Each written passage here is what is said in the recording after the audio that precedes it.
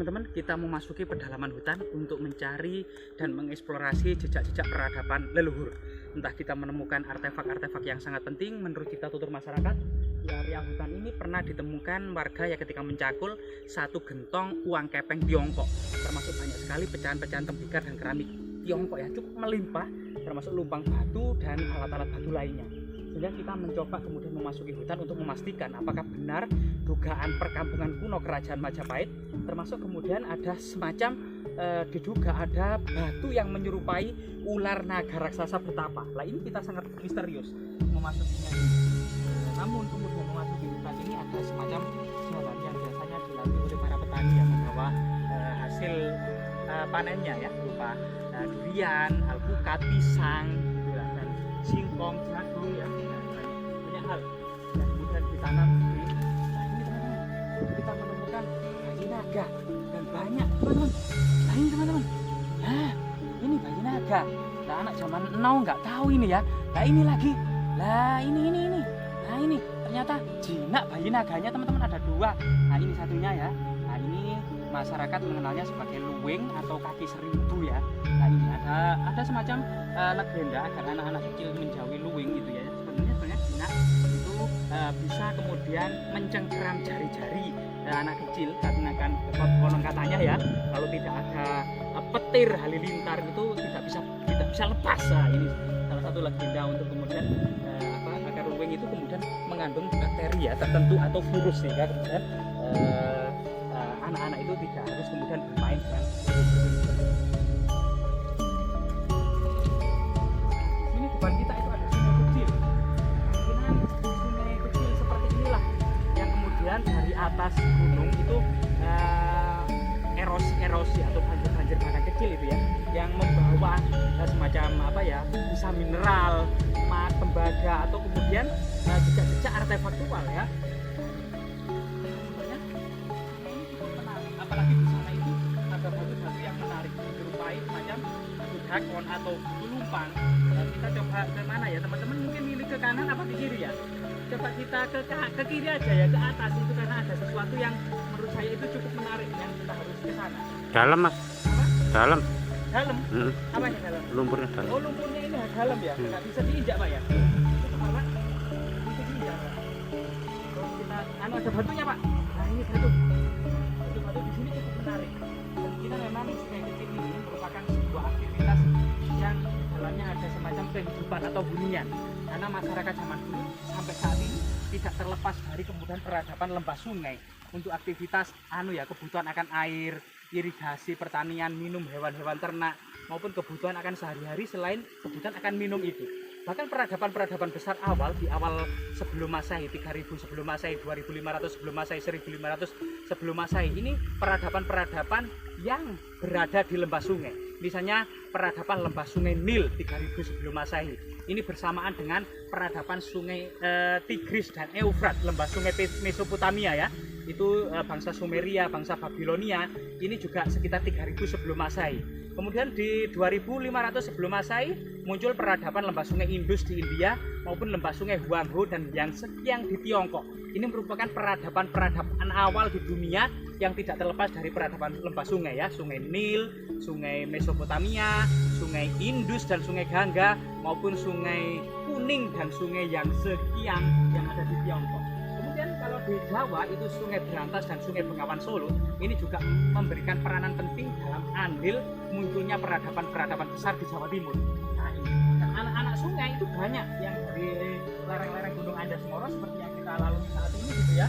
Nah yang memungkinkan memang peradaban prasejarah Neolitik, Megalitik atau peradaban awal ketika masyarakat itu masih kecil dalam komunitas-komunitas kecil, ini tinggal di gunung-gunung yang aman gitu ya, di celah-celah sempit, di celah-celah ngarai, di lembah-lembah kan gitu. Nah, sulit mas, gak balik ya? Hah? Balik aja. Balik aja. Iya, sulit. Itu sangat ya pak. Batu raksasa itu sulit ya. Sulit. Dijangkau pak ya. Iya, sulit. Berbahaya memang teman-teman. Gitu. Ada semacam tanaman obat ya. Punya juga sangat sedap. Ini tanaman apa? Bukan lengkuas pak ya? Bukan. Sini jenis kapulaga. Kapulaga. Ya ini kapulaga ternyata banyak dibutuhkan dunia ya. Terutama masakan Arab dan cicak Eropa sudah banyak terpengaruh dengan masakan Arab yang kaya akan rempah-rempah ya, kapulaga, dan kayu manis ya. Ini salah satu produk ekspor Nusantara di masa kuno ya. Cengkeh, pala, ini. Bahkan yang sangat misterius itu ya. Di makam-makam Fir'aun gitu itu ditemukan cengkeh. Padahal pada masa awal-awal Masehi atau sebelum Masehi, cengkeh itu hanya ada di Maluku, teman-teman. Cengkeh cuma ada di Maluku. Dan ini sesuatu yang menjadikan indikasi bahwasanya peranan perdagangan dari Nusantara untuk ekspor rempah-rempah itu sudah jauh melampaui peradaban yang kita kenal saat ini, yaitu sebelum Masehi ya. Sebelum Masehi hampir kita tidak memiliki sumber internal, sumber lokal ya. Cuma sumber-sumber internasional, misalnya catatan Ptolemeus yang ada di Alexandria di Mesir itu ada beberapa tentang Greece, tentang negeri-negeri emas gitu ya yang ada di jauh di pojok dunia. Setelah kita keluar dari hutan belantara, kita memasuki, tetap masih di hutan, kita banyak sekali masyarakat yang menanam jagung karena memang sangat produktif, serta tanaman pisang ya, tanaman pisang banyak di sini. Ada pisang kepok, ada yang banyak ini pisang ulin, Mbak ya. Ulin. Pisang ulin dan pisang rojonongko ini banyak di sini. Di sini artinya juga surga pisang. Kita memasuki ke sini, Pak ya. Coba itu ada gubuk ya yang reot, robot. Nah, kehidupan apa yang ada di dalamnya? Nah, itu batu di sini juga sangat misterius ya. Apakah ini jejak-jejak yang ditinggalkan leluhur atau kalau kita bersihkan ya, ada semacam guratan-guratan aneh gitu ya, semacam kayak jalannya cacing gitu ya. Tapi ini batu ya, apakah ini batu yang dibuat oleh para leluhur dalam segi lubang-lubang ini, ataukah memang batu basal yang kemudian karena aktivitas vulkanik di zaman purba suatu tertentu. Oh iya teman-teman, ada lagi pengetahuan yang sangat rahasia. Karena jika kita meneliti zaman batu, baik di Eropa, di Afrika, di Timur Tengah, maupun di Tiongkok, maupun di Asia Tenggara, ternyata para ilmuwan itu sebagian ternyata menyimpulkan pada zaman yang lalu ada semacam ramuan bisa melunakkan batu-batu, sehingga batu itu bisa dibentuk sedemikian rupa. Dan ramuan rahasia atau ramuan misterius ini terputusnya ya ilmu pengetahuan sehingga kita tidak mendapati lagi. Tapi sebagian besar sejarawan menyimpulkan pada masa lalu ada semacam ramuan pelunak batu. Coba lihat di sini. Apakah di sini dahulu itu batu ini dahulunya lunak ya? Akan sangat terlihat sekali. Jadi dimana cekungan-cekungan ini seperti jari-jari leluhur kita atau jari-jari anak-anak yang main di atas batu. Ini bisa menjadi salah satu pertanda kalau memang di zaman dahulu itu ada ramuan pelunak batu. Coba kita lihat yang lain, fakta-fakta yang lain ya, yang ada di beberapa kita ini. Nah, ini juga ada teman-teman. Batu di sini juga kemungkinan masa lalunya juga lunak. Di sini ada batu yang kotak, dan di sini juga ada goresan-goresan jari yang seperti warna jari anak kecil gitu ya, yang untuk cekungan yang bergaris-garis di sana sini. Termasuk kemudian seperti ini lubang-lubang misterius ini ya. Nah, seperti ini ada cekungan-cekungan seperti kemudian terbentur benda lainnya yang mengindikasikan apakah benar ya pada masa lalu itu ada semacam ramuan pelunak batu atau batu-batu ini pada masa lalu lunak gitu ya. Nah, ini sesuatu yang sangat misterius ya. Nah, ini ada bubuk reot.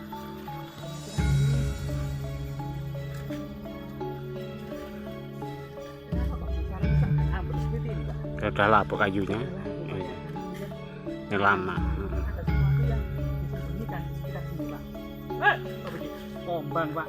Ternyata ada tombang. Nah, ini ternyata kemungkinan juga ada umpak ya. Biasanya warga itu menyimpan umpak-umpak itu untuk dimanfaatkan ulang untuk sebagai penyangga ya. Dan di sini di bawah itu kayu itu juga ada batu misterius. Ini telur mas. Apa? Telur ya. Loh, telur apa ini, Pak?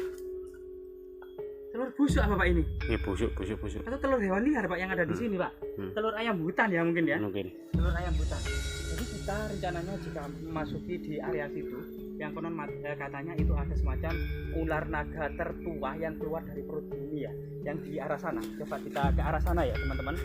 Jadi cerita naga ini memang sangat luar biasa sekali karena memang dataran Pulau Jawa dan Sumatera ini ada semacam naga api ya, ring of fire ya, cincin api raksasa yang terus bergolak yang merupakan aktivitas vulkanik dan tektonik yang menyebabkan berbagai macam bencana dan dinamikanya yang ada di Pulau Jawa maupun Sumatera.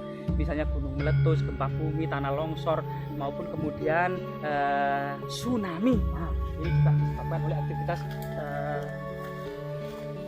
naga api raksasa ini. Dan batu-batu di sini juga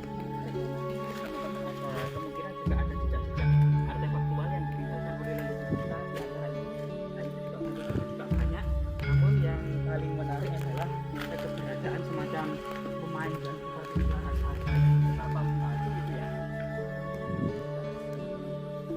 Kenapa kok batu-batu mengumpul di sini seperti telur ya, mengumpul di area yang lain tidak ada. Kemungkinan dulu juga ada aktivitas yang ditinggalkan leluhur dalam mengangkat batu-batu besar ini. Coba kita ke bawah ya. Di dalam ngarai di sinilah cerita tutur masyarakat itu ada ular naga pertama membatu ya.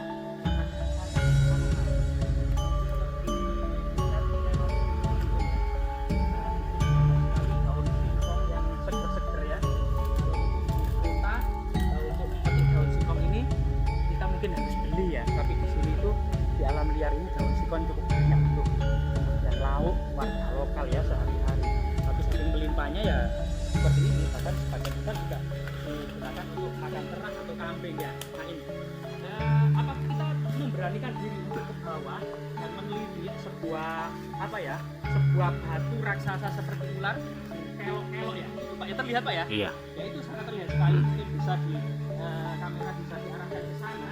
Nah di sini ada kemudian kepalanya, di sini ada semacam kelokan seperti ular raksasa yang membantu ya. Di sinilah kemudian masyarakat lokal mengenalnya sebagai ular naga raksasa bertapah membatu, yang suatu ketika akan terjadi banjir bandang gitu ya dari lereng Gunung Anjas-Moro ini, maka ular raksasa itu menggeliat membentuk semacam lindu atau gempa, kemudian banjir bandang dari arah atas itu seperti kemudian air bah itu akan datang bersama gelondongan-gelondongan kayu, rumpun bambu, rumput dan tanah aluvial ya yang sangat pekat. Kemudian dipercaya di belakangnya itu adalah semacam ular naga yang mengiring menuju ke lautan. Ini cerita legenda yang berkembang di masyarakat, namun sebagai apa ya, cara masyarakat untuk mengabadikan sebuah peristiwa di masa lalu. Artinya memang dekat dengan sungai di musim penghujan, hujan deras yang tidak kunjung reda, itu biasa saja anak-anak dan masyarakat harus menghindari sungai. Karena sewaktu-waktu itu air bah di atas itu tidak disangka-sangka dan anak menyapu segalanya. Ini kemudian semacam diabadikan oleh masyarakat sebagai ular naga raksasa yang menggeliat atau keluar yang tidak menuju laut, atau semacam legenda ular bulu kelinding di beberapa daerah lainnya seperti di Danau Ngebil Ponorogo maupun di Ranupane Semarang. Ini hal-hal yang bersifat lokal, bersifat mistis, bersifat legenda, namun kemungkinan ada peristiwa sejarah di baliknya. Semoga bermanfaat.